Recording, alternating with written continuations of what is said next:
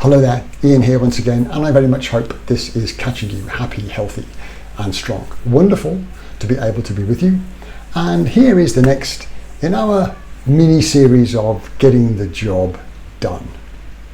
Now, if you are a student of management and leadership and you've read some books on the subject, my bet is you will have come across a guy called Peter Drucker somewhere in your travels, or you've heard him quoted or referenced in other books. Peter Drucker was a prolific writer, and I suppose you could say was one of the sort of founding fathers of modern management thinking.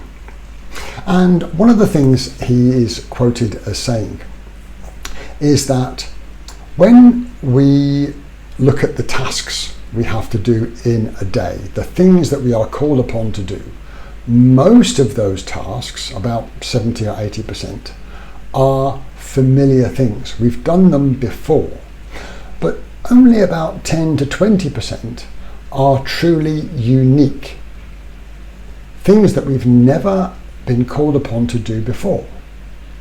The problem, he goes on to say, is that many of us, myself included, approach familiar tasks differently each time. We construct unique ways of doing familiar tasks. It's almost like a mini version of reinventing the wheel each time we do something familiar, which sounds counterproductive. It sounds like a waste of time, and yet many of us do it.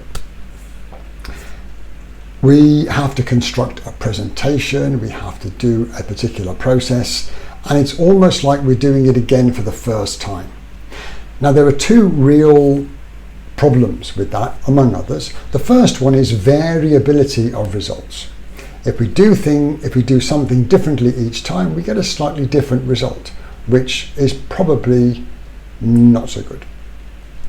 The other consequence is simply it takes too much time if we have to start from scratch each time. So it takes too long and we get variable results.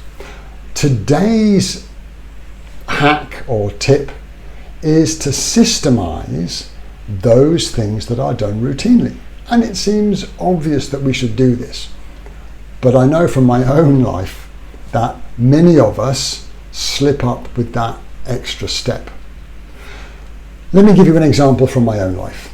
When I leave the house or leave the car, I had a tendency to forget one or two items. And if you leave your phone or your keys behind, it can be quite inconvenient because you might have to go back home to get the keys or back to the office to retrieve your phone.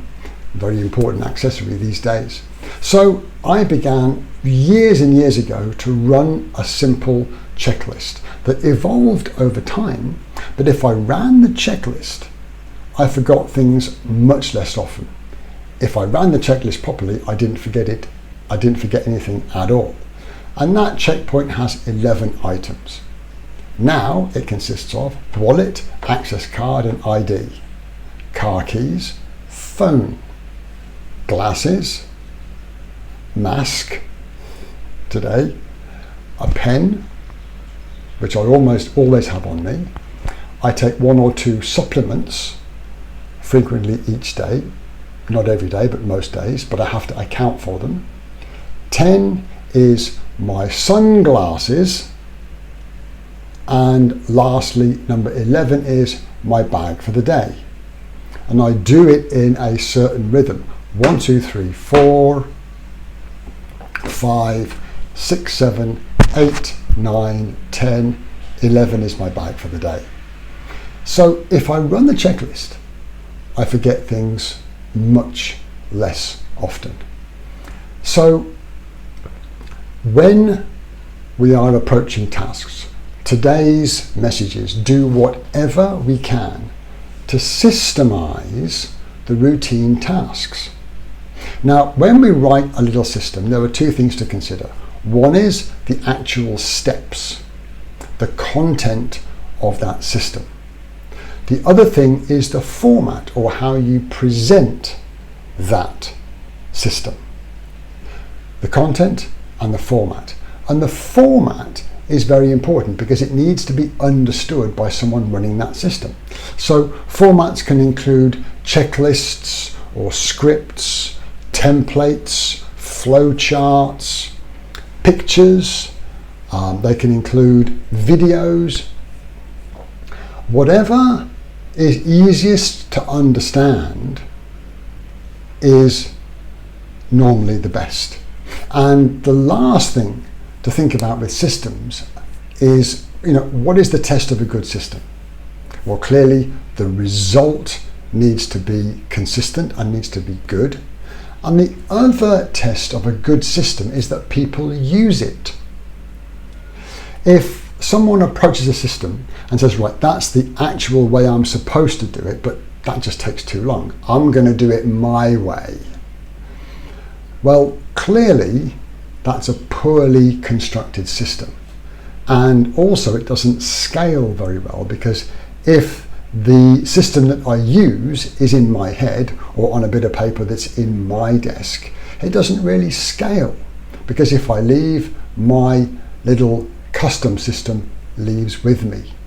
So the two tests of a really well constructed system are that it produces good results and people use it consistently.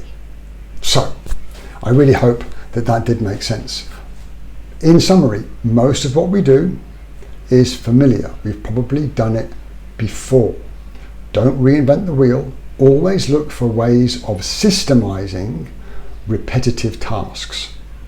There are two components to every system: the content and the format.